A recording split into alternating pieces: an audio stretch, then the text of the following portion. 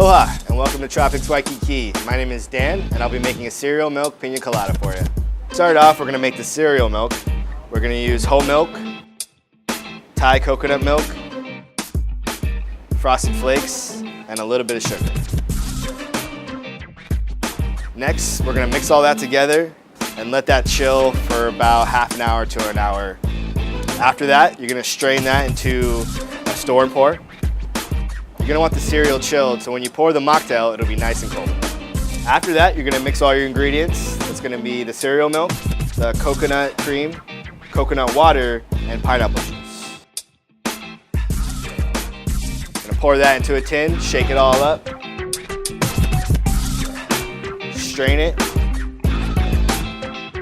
and garnish it with cinnamon, pineapple leaf, and a strawberry.